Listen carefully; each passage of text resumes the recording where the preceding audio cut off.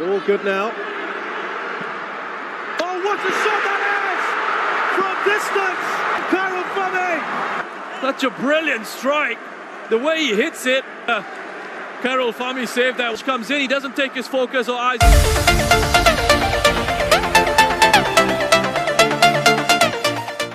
Bek kiri Timnas Indonesia, Pratama Arhan, dinobatkan sebagai pemain muda terbaik Piala AFF 2020. Hal itu diumumkan AFF tidak lama setelah pertandingan leg kedua final antara Thailand vs Indonesia, Sabtu, tanggal 1 Januari tahun 2022, malam WIB. Pertandingan yang dihelat di National Stadium Singapura itu berakhir imbang 2-2. Hasil imbang membuat timnas Thailand dipastikan menjadi juara Piala AFF 2020 dengan keunggulan agregat 6-2 atas Indonesia.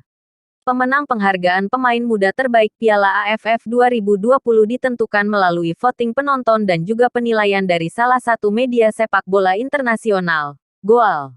Pratama Arhan yang kini masih berusia 20 tahun dinobatkan sebagai pemain muda terbaik setelah mengalahkan dua rekannya, Witan Sulaiman dan Alveandra Dewangga.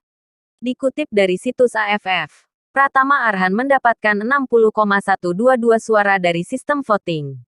Dalam uraiannya, AFF memuji konsistensi Pratama Arhan entah itu ketika menyerang maupun bertahan sepanjang Piala AFF 2020.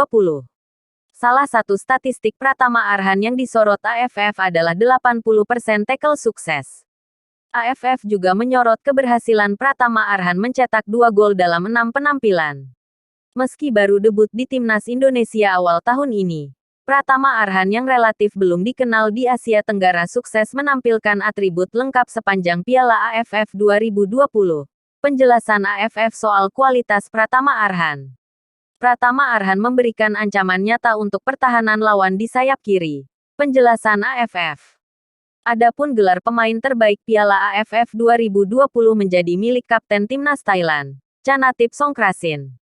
Ini adalah kali ketiga Chanatip Songkrasin dinobatkan sebagai pemain terbaik Piala AFF setelah edisi 2014 dan 2016.